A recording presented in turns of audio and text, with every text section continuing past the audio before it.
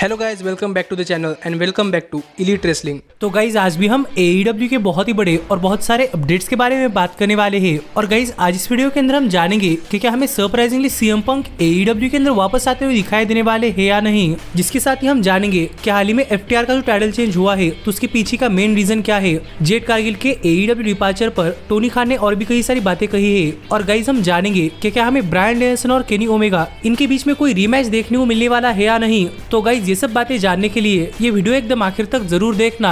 और ऐसे ही AEW से रिलेटेड हर एक न्यूज, रूमर और अपडेट और AEW के हर एक शो का रिव्यू पाने के लिए हमारे चैनल को सब्सक्राइब करना मत भूलना।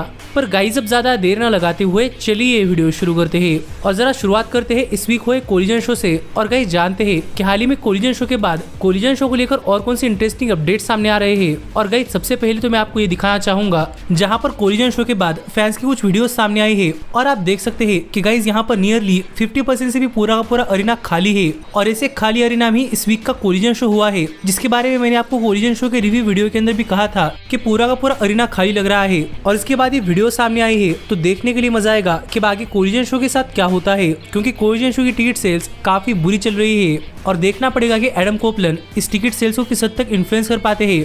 पर गाइज इसके साथ ही कोलिजन शो के बाद एक और काफी इंटरेस्टिंग तस्वीर सामने आई है, जहां पर आप देख सकते हैं कि कोलिजन शो पर जो टोनी स्टॉर्म ने कियारा होगन को अपने मैच के अंदर स्क्रिप्ट दी थी, तो स्क्रिप्ट क्या थी। और अगर आपने हमारे चैनल पर कोलिजन शो का रिव्यू वीडियो देखा है तो आपको तो पता ही होगा कि स्क्रिप्ट क्या है। और आप यहाँ पर कुछ कैपेसिटी के अंदर स्क्रिप्ट भी पढ़ सकते हैं, जहाँ पर मैं आपको शॉर्ट में इसकी समरी बताना चाहूंगा कि यहाँ पर टोनी स्टॉर्म ने बेसिकली लिखा है कि वो इस मैच के अंदर आएंगी, कियारा होगन को मारेंगी और काफी जल्दी मैच जीत चलकर यहाँ से चली जाएंगी। जो देखा जाए तो बिल्कुल उसी तरीके की स्क्रिप्ट है जो कि शायद WWE अपने एम्प्लॉयज को देती है। लेकिन देखना पड़ेगा और शायद इसकी टोनी स्टॉर्म ने कोई पैरोडी की है, जिस पर आपका क्या कहना है आप मुझे कमेंट कर बताइए। पर सच में ये मैंने कभी एक्सपेक्ट नहीं किया था। पर फिलहाल के लिए हम आगे बढ़ते हैं और बात करते हैं हमारे अगले अपडेट की। और गाइस जानते हैं कि हाल ही में जेड कारगिल की डिपार्चर पर AEW चेयरमैन टोनी खान ने क्या कहा। तो गाइस फाइनली आपको तो पता चल ही चुका है कि first ever TBS women's champion यानी कि जेड कारगिल ने AEW कंपनी छोड़ दी है और वो WWE कंपनी के लिए काम कर रही है। और हाल ही में WWE की फास्टलेन शो पर जेड कारगिल ने WWE के अंदर अपना डेब्यू भी कर लिया है। पर इसके पहले कुछ दिन पहले जब टोनी खान ऑल आउट पे-पर-व्यू के बाद अपनी एक मीडिया स्क्रम कर रहे थे, तो टोनी खान की इस मीडिया स्क्रम के अंदर टोनी खान को जेड कारगिल से रिलेटेड कुछ सवाल पूछे गए थे। और टोनी खान को पूछा गया था कि जेड कारगिल और टोनी खान इनके बीच में बातें किस तरीके से नहीं बनी। जिस सवाल का जवाब देते हुए टोनी खान ने कहा कि जब जेड कारगिल का AEW के साथ कॉन्ट्रैक्ट एक्सपायर हुआ तो टोनी खान जेड कारगिल को अपनी कंपनी के साथ रिसाइन करना चाहते थे। और इसलिए टोनी खान ने जेड कारगिल को उनके फर्स्ट डील से भी एक काफी अच्छी डील दी, जहां पर जेड कारगिल ने अपनी इस डील के अंदर पैसे बढ़ाकर मांगे। और तब टोनी खान ने सरप्राइजिंगली जेड कारगिल ने जितने पैसे मांगे थे उससे भी काफी अच्छी डील जेड कारगिल को दे दी। लेकिन इसके बावजूद भी जेड कारगिल ने कॉन्ट्रैक्ट डिनाई कर दिया और जेड कारगिल ने कॉन्ट्रैक्ट रिसाइन करने के लिए मना कर दिया। और ये देखकर खुद टोनी खान काफी सरप्राइज थे। पर इससे टोनी खान को फाइनली पता चल चुका था कि जेड कारगिल AEW के साथ रिसाइन नहीं करना चाहती और वो WWE के अंदर डेफिनेटली जाना चाहती है। और टोनी खान ने भी इसके बाद जेड कारगिल को फोर्स नहीं किया और उन्हें AEW से जाते हुए एक काफी बढ़िया लास्ट टर्न दिया। जो बातें टोनी खान ने इस मीडिया स्क्रम के अंदर कही, और टोनी खान ने रिवील किया कि टोनी खान ने जेड कारगिल को ओरिजिनली जेड कारगिल ने जितने पैसे मांगे थे उससे भी कहीं ज्यादा पैसे ऑफर किए थे।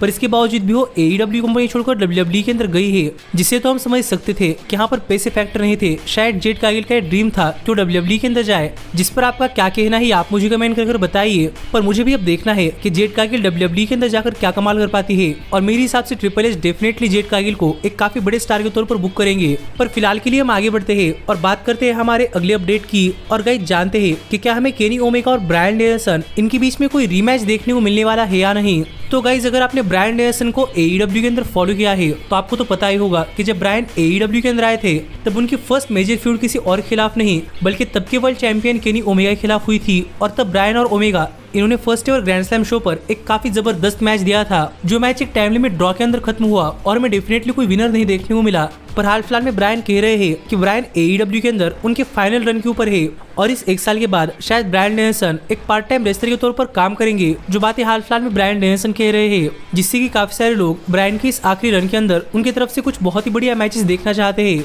और यहीं पर अपने इस लास्ट रन के ऊपर बात करते हुए ब्रायन ने भी कहा, और ब्रायन ने कुछ नाम रिवील किए हैं जिन नामों को ब्रायन डेनियल्सन अपने इस लास्ट रन के अंदर फेस करना चाहते हैं। और यहाँ पर बात करते हुए ब्रायन डेनियल्सन ने AEW के ही कई सारे सुपरस्टार्स का नाम लिया और ब्रायन ने कहा कि आज तक ब्रायन ने ने डार्बी एलन को फेस नहीं किया, इसीलिए ब्रायन डार्बी एलन को फेस करना चाहते हैं, निक वेन को फेस करना चाहते हैं और केनी ओमेगा के साथ एक रीमैच भी करना चाहते हैं, जो बातें ब्रायन ने हाल फिलहाल में अपने लेटेस्ट इंटरव्यू के अंदर कही है, जिससे हम समझ सकते हैं कि गाइस ब्रायन डेफिनेटली ओमेगा के खिलाफ एक रीमैच करना चाहते हैं और यहाँ पर ब्रायन और ओमेगा इनके बीच का एक रीमैच एक काफी बड़ा मैच साबित हो सकता है, जो अब तक तो नहीं हुआ, लेकिन कुछ रिपोर्ट्स में बता रहे थे कि शायद AEW ये मैच ऑल इन शो पर करने के लिए प्लान कर रही थी, पर तब वहाँ पर ये मैच नहीं हुआ। इसीलिए अब देखने के लिए मजा आएगा कि ब्रायन के लास्ट रन के अंदर क्या हमें फिर एक बार केनी ओमेगा और ब्रायन डेनियल्सन इनके बीच में एक रीमैच देखने को मिलता है या नहीं, और अगर ये रीमैच होता है तो ये रीमैच किस शो पर होता है, ऑल इन शो पर या फिर हाल ही में किसी पेपर पर गाइस डेफिनेटली मैं तो ये मैच देखना चाहता हूँ। और फिलहाल के लिए हम आगे बढ़ते हैं और बात करते हैं हमारे अगले अपडेट की, और गाइस जानते हैं कि FTR को लेकर कौन से इंटरेस्टिंग अपडेट सामने आ रहे हैं और क्या हमें CM पंक AEW के अंदर वापस आते हुए दिखाई देने वाले हैं या नहीं,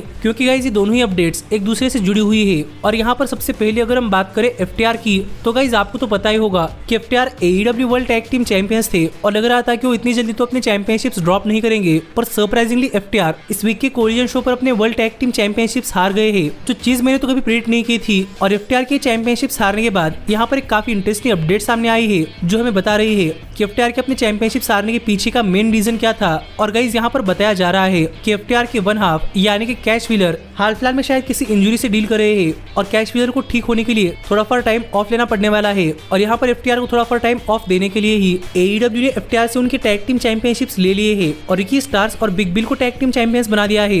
जो FTR के वर्ल्ड टैग टीम चैंपियनशिप्स हारने के पीछे का मेन रीजन हाल फिलहाल में सामने आया है कि डैक्स और एक इंजरी से डील कर रहे हैं, इसलिए ही FTR से चैंपियनशिप ली गई है। जो देखा जाए तो FTR को लेकर एक काफी बुरी अपडेट है, पर गाइस सरप्राइजिंगली हाल ही में FTR के सेकंड हाफ यानी कि डैक्स हारूड ने यूनाइटेड स्टेट्स के अंदर एक काफी सरप्राइजिंग ट्रेडमार्क फाइल करवाया है, क्योंकि हाल ही में डैक्स हारूड ने CM FTR नाम का एक ट्रेडमार्क फाइल करवाया है। जो देखा जाए तो CM पंक और FTR इनकी टीम को दिया जाने वाला एक निकनेम था, जहां पर इन तीनों को कंबाइन में CM FTR कहा जाता है। और हाल ही में डैक्स हारूड ने इस नाम का ट्रेडमार्क फाइल करवाया है, जो देखकर काफी सारे लोग सरप्राइज है, क्योंकि फिलहाल के लिए CM पंक तो AEW के साथ नहीं है और हाल ही में FTR ने अपने world tag team championships drop किए हैं, इसलिए यहाँ पर काफी सारे लोगों को लग रहा था कि शायद अब FTR AEW कंपनी छोड़कर अब CM पंक के साथ वो जहाँ पर जाने वाले हैं वहाँ पर जाने वाली है। पर मैं आपको बताना चाहूंगा कि FTR ने हाल ही में AEW के साथ रिसाइन किया था और शायद वो अगले 4 सालों के लिए AEW के साथ कंटिन्यू करने वाले हैं, इसीलिए वो AEW कंपनी तो छोड़कर नहीं जाने वाले। पर डैक्स हारूड ने CM FTR नाम का ट्रेडमार्क फाइल करवाया है, जो देखकर काफी सारे लोगों का कहना है कि मैं शायद CM पंक दोबारा से AEW के अंदर आते हुए दिखाई दे सकते हैं, क्योंकि CM FTR नाम का ट्रेडमार्क FTR AEW के बाहर तो इस्तेमाल नहीं कर पाएंगी। तो यहाँ पर 2 सिनेरियो बनते हैं, पहला तो CM पंक AEW के अंदर वापस आए और दूसरा ये कि कहीं CM पंक और FTR AEW के बाहर किसी और रेसलिंग कंपनी के अंदर अपनी इस नाम का ट्रेडमार्क बनाकर अपनी टीम के अंदर काम करे। और ये WWE के अंदर होना तो इम्पॉसिबल है, क्योंकि WWE सुपरस्टार्स किसी और रेसलिंग कंपनी के साथ काम नहीं कर सकते। इसलिए काफी सारे लोगों का कहना है कि हमें शायद CM पंक और FTR AEW कंपनी के बाहर दूसरे किसी रेसलिंग प्रमोशन के अंदर CM FTR नाम से काम करते हुए दिखाई दे सकते हैं। और देखा जाए तो AEW के बाहर सिर्फ 2 ही कंपनियां हैं, पहली तो NJPW और दूसरी इम्पैक्ट रेसलिंग। इसलिए इस बात के भी स्पेकुलेशंस लगाए जा रहे हैं कि शायद हमें CM पंक और FTR अपने CM FTR नाम का trademark new Japan pro wrestling के अंदर इस्तेमाल करते हुए दिखाई दे सकते हैं। इस अपडेट से हाल फिलहाल में ये भी कहा जा रहा है कि शायद CM पंक न्यू जापान प्रो रेसलिंग के अंदर जाते हुए दिखाई दे सकते हैं। पर अगर ऐसा नहीं होता और FTR को ट्रेडमार्क इस्तेमाल करना है, तो गाइज यहाँ पर इस बात की भी पॉसिबिलिटी है कि शायद CM पंक AEW के अंदर वापस आए, क्योंकि हम हाल फिलहाल में देख ही रहे हैं कि कोरियन शो की भी हालत काफी खराब हो चुकी है। तो देखना पड़ेगा कि क्या CM पंक वापस आते हैं, न्यू जापान प्रो रेसलिंग के अंदर जाते हैं, या फिर डैक्स हारूड का ट्रेडमार्क यूं ही खराब होता है। पर आप मुझे कमेंट कर बताइए कि क्या आप पंक को दोबारा से देखना चाहते हैं या नहीं। पर गाइज मैं तो डेफिनेटली देखना चाहता हूँ। पर आप ऐसे ही AEW से रिलेटेड हर एक न्यूज, रूमर और अपडेट और AEW के हर एक शो का रिव्यू पाने के लिए हमारे चैनल को सब्सक्राइब करना मत भूलना। लेकिन अब मैं मिलता हूँ आपसे अगली वीडियो के अंदर, पर तब तक stay healthy, stay happy and keep watching elite wrestling. Hey, did you like that video? Click the screen for more. And where do you think you're going? Check out our official merchandise page and to support the entire cast. And thanks so much for being the elite. The elite, the elite. What, Nick, you're not going to sing it all with me this time?